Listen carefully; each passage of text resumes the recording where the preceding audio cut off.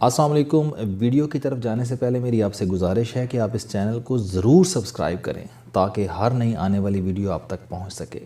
شاہ جہاں چوتھا مغل بادشاہ تھا۔ ہندوستان کی تاریخ میں اسے آرکیٹیکٹ بادشاہ کے نام سے جانا جاتا ہے۔ شاہ جہاں کا والد جہانگیر عشق باز تھا۔ اس نے پوری زندگی ملکہ نور جہاں کی زلف کے سائے میں گزار دی۔ نور جہاں کا اصل نام مہر النساء تھا۔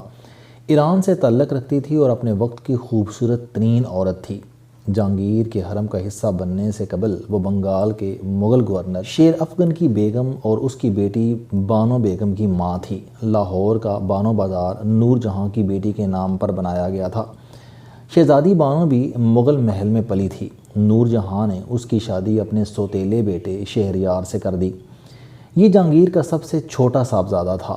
شاہ جہاں کا تیسرا نمبر تھا۔ نور جہاں اپنے داماد شہریار کو بادشاہ بنانا چاہتی تھی اور اس کے لیے وہ دن رات لابنگ کرتی رہی۔ جہانگیر اپنی بیوی کے زیر اثر تھا۔ اس کا ایک قول پورے ملک میں مشہور تھا: شراب کا ایک پیالہ، آدھا سیر بھونا ہوا گوشت اور نور جہاں کا دیدار ہندوستان کے شہنشاہ کے لیے کافی ہے۔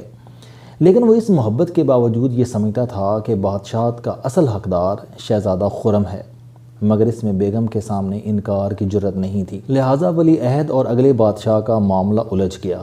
صورتحال جب زیادہ تشویشناک ہو گئی تو ایک دن بادشاہ نے دربار عام میں شہزادوں کے امتحان کا اعلان کر دیا۔ ولی عہد کا فیصلہ اس امتحان کے بعد ہونا تھا۔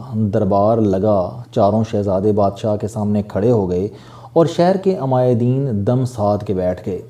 بادشاہ نے شہزادوں سے صرف ایک سوال پوچھا کہ اگر تمہیں ہندوستان کا تخت مل جائے تو تم اس سلطنت کا کس طرح خیال رکھو گے؟ تین شہزادوں نے دعویٰ کیا کہ ہم ہندوستان کا ماں کی طرح خیال رکھیں گے۔ لیکن جب شہزادہ خرم کی باری آئی تو اس نے نہایت ادب سے عرض کیا: بادشاہ سلامت، اگر مجھے حکومت مل گئی تو میں ہندوستان سے محبوبہ کی طرح پیار کروں گا۔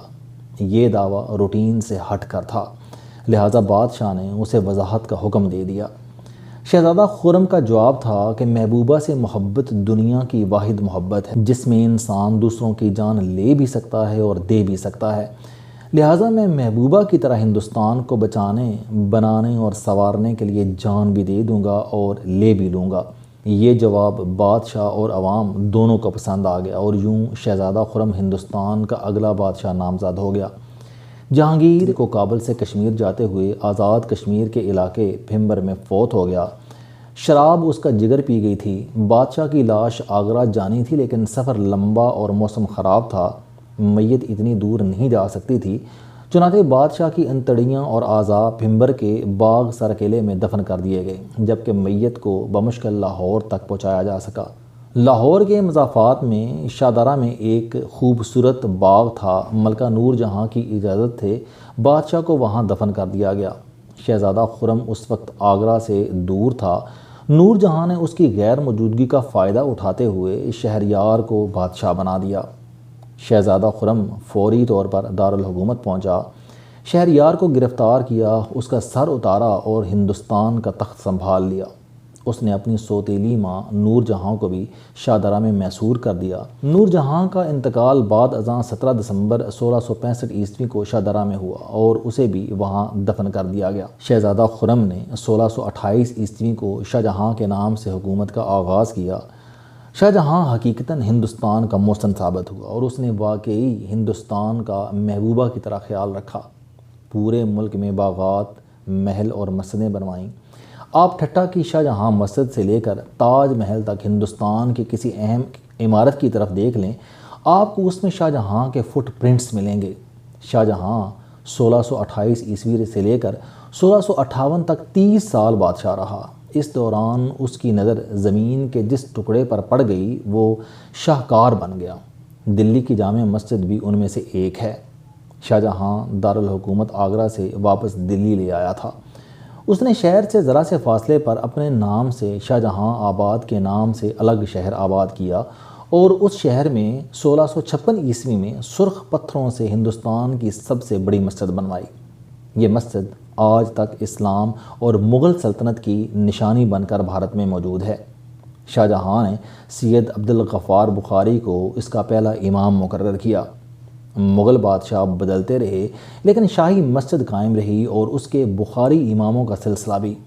1947 عیسوی میں مسلمانوں نے الگ وطن کر لیا لیکن شاہی مسجد بھارت کے دارالحکومت میں اپنے شکوہ کے ساتھ قائم رہی۔ آج کل سید احمد بخاری شاہی مسجد کے امام ہیں۔ پچھلے جمعہ یہ خطبہ دیتے وقت بھارتی مسلمانوں کی صورتحال کا ذکر کرتے ہوئے رو پڑے۔ ان کا کہنا تھا کہ 1857 کے بعد ہندوستان کے مسلمانوں پر برا وقت آیا اور پھر اس نے جانے کا نام نہیں لیا، لہٰذا آج 1947 سے بھی بدتر حالات کا شکار ہیں۔ اور اس کے بعد سید احمد بخاری نے رونا شروع کر دیا۔ شاہی مسجد میں اس وقت 4-5 ہزار نمازی تھے، ان کی آنکھوں میں بھی آنسو آ گئے۔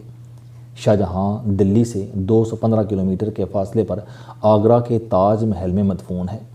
مجھے یقین ہے کہ امام سید احمد بخاری کے آنسوؤں اور آہوں کی نمی اس تک بھی پہنچی ہوگی اور قبر میں اس نے محسوس کیا ہوگا کہ میری مسجد کے نمازیوں اور میرے حسب نسب کے لوگوں کے ساتھ میری سلطنت میں کیا سلوک ہو رہا ہے۔ مجھے 2014 عیسوی میں دلی جانے کا اتفاق ہوا تھا۔ میں شاہی مسجد بھی گیا۔ مسجد کے ارد گرد مسلمانوں کے گھر اور دکانیں ہیں۔ آپ یقین کریں کہ ان کی حالت دیکھ کر آنکھوں میں آنسو آ گئے۔ گلیوں میں گرد، کیچڑ اور کوڑا کرکٹ کے انبار تھے۔ دکانیں اور مکان گندے تھے اور ہر چہرے پر بھی عسرت اور غربت ملی ہوئی تھی۔ مسلمانوں کی آنکھیں اندر دھسی ہوئی تھیں اور چہرے پچکے ہوئے تھے۔ میں نے وہاں گھومتے پھرتے اندازہ کیا کہ مسلمان اپنے ناموں کے بجائے نک نیم سے جانے اور پہچانے جاتے ہیں۔ میں نے جس سے بھی پوچھا اس نے اپنا نام جامو، رامو، میمنو، شامو اور لیلو بتایا۔ میرے ساتھ میرے ایک سکھ دوست تھے، یہ دلی وال ہیں۔ ان کے بزرگ تقسیم کے وقت پشاور سے نکل کر دلی میں آباد ہو گئے تھے۔ سردار صاحب اردو، پنجابی اور پشتو تینوں زبانیں جانتے تھے۔ میں نے ان سے مسلمانوں کے نک نیمز کی وجہ پوچھی تو انہوں نے عجیب جواب دیا۔ ان کا کہنا تھا کہ مسلمان بھارت میں خود کو محفوظ نہیں سمجھتے، لہٰذا یہ مسلمان ناموں کے ساتھ ساتھ ایسے کامن نام بھی رکھ لیتے ہیں جن سے ان کے مذہب کا اندازہ نہ ہو سکے۔ یہ اگر اپنا نام محمد بتائیں گے تو یہ پکڑے جائیں گے، لہٰذا یہ ایک دوسرے کو میمو کہتے ہیں۔ اسی طرح یہاں عمر امر، جہانگیر گیرو اور زینب زینو بن جاتی ہے۔ آپ یقین کریں میں اس کے بعد دیر تک گلی میں پھرتے مسلمانوں کو دیکھتا رہا اور ان کی بے چارگی پر افسوس کرتا رہا۔ میں نے اس کے بعد امام صاحب سے بھی ملاقات کی۔ یہ مجھے اٹھ کر ملے اور دیر تک میرا ہاتھ پکڑ کر کھڑے رہے۔ ان کا کہنا تھا کہ تم لوگ خوش قسمت ہو، کم از کم بے خوف ہو کر پھرتے ہو، جبکہ ہمیں دیکھو ہم اپنے گھروں سے باہر نہیں نکل سکتے۔ امام صاحب کی بات درست تھی، کیونکہ بھارت معاشی لحاظ سے ترقی کر رہا تھا لیکن مسلمانوں کی حالت بد سے بدتر ہوتی چلی جا رہی تھی۔ آج حالات 2014 سے بھی بدتر ہیں۔ مسلمانوں کے لیے نوکریاں نہ ہونے کے برابر ہیں۔ بزنس میں یہ کبھی تھے اور نہ آج ہیں۔ ان کی تعلیم بھی واجبی تھی کیونکہ اول انہیں سکولوں میں داخلہ نہیں ملتا تھا اور اگر مل جائے تو ہندو لڑکے انہیں بے عزت کر کے بھگا دیتے تھے، اور سیاست کے دروازے بھی ان پر بند ہیں۔ کانگریس میں پھر بھی مسلمانوں کی گنجائش تھی لیکن بی جے پی میں ایک بھی مسلمان ایم پی نہیں، لہٰذا پھر بھارت میں مسلمانوں کے لیے صرف 3 شعبے بچ جاتے ہیں۔ یہ صفائی ستھرائی، مزدوری، مکینکی، کاشتکاری یا پھر ڈرائیوری کریں۔ دوسرا، فلم انڈسٹری میں بھی ان کی کھپت ہوتی تھی۔ ماضی میں اردو زبان، شاعری، موسیقی اور اداکاری میں مسلمانوں کی گنجائش ہوتی تھی، لیکن جب سے سینما ساؤتھ کی طرف شفٹ ہوا یہ فیلڈ بھی مسلمانوں کے ہاتھ سے نکل گیا اور مسلمانوں کے لیے تیسرا پیشہ یا شعبہ کرائم رہ گیا تھا۔ چنانچہ ان کے پاس سروائیول کے لیے ڈان یا بھائی بننے کے علاوہ کوئی آپشن نہیں تھا۔ آپ کو بھارت میں زیادہ تر بھائی اور دہشت گرد مسلمان کیوں ملتے ہیں؟ کیونکہ مسلمانوں کے پاس کوئی دوسرا آپشن موجود نہیں ہے۔ جب ان کی لڑکیوں کو ہندو اٹھا کر لے جائیں گے یا گائے کا گوشت کھانے کا الزام لگا کر کسی بھی نوجوان کو سرعام قتل کر دیا جائے گا یا پھر مسجدیں گرا کر مندر بنا دیے جائیں گے یا پھر مسلمانوں کو سرعام تغلق یا دہشت گرد کہا جائے گا تو پھر ان کے پاس کیا آپشن بچ جاتا ہے؟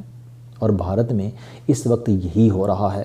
ہمارے ایک سابق آرمی چیف کو یورپ میں کسی بھارتی مسلمان نے رو کر کہا تھا، سر آپ جب کشمیر میں کچھ کرتے ہیں تو اس کا خمیازہ بھارت کے مسلمانوں کو بھگتنا پڑتا ہے۔ آپ کچھ بھی کرنے سے پہلے ہم 25 کروڑ مسلمانوں کے بارے میں بھی ضرور سوچ لیا کریں۔ اس بیچارے کی بات 100% درست تھی۔ ہم سب ایک کنٹرولڈ اور بہتر ماحول میں رہ رہے ہیں، جبکہ بھارتی مسلمان اذیت ناک زندگی گزار رہے ہیں۔ یہ شاہ جہاں کی بنائی مسجد کے سائے میں بھی محفوظ نہیں ہے۔ میری حکومت سے درخواست ہے کہ ہم سب میں سے جو بھی شخص پاکستان کے خلاف بات کرے، آپ اسے چند دنوں کے لیے بھارت بھجوائیں اور اسے مسلمانوں کے کسی محلے میں ٹھہرا دیں۔ اسے تب پاکستان کی قدر ہوگی۔ وہ اس وقت جانے گا کہ ہم کتنی بڑی جنت میں رہ رہے ہیں۔ اسے اس وقت معلوم ہوگا کہ اللہ تعالیٰ نے ہم 25 کروڑ مسلمانوں پر کتنا رحم، کتنا کرم کیا ہے۔ السلام علیکم۔ آپ سٹوڈنٹ ہیں، کوئی جاب کرتے ہیں، کاروبار کرتے ہیں، یا پھر آپ گھریلو زندگی گزار رہے ہیں۔ اگر آپ اپنی زندگی کو بدلنا چاہتے ہیں تو اس چینل علم دوستی پر آپ زندگی میں کامیابی کے لیے جاوید چوہری صاحب کے موٹیویشنل، سوشل، سیلف ڈسکوری سے ریلیٹڈ اور صحت سے متعلق بے شمار کالم سن سکتے ہیں۔ میرا دعویٰ ہے کہ یہ چینل آپ کی زندگی بدل دے گا۔ اس چینل کا مقصد اچھی باتیں معاشرے میں پھیلانا ہے اور اچھی بات کو دوسروں تک پہنچانا صدقہ جاریہ ہے۔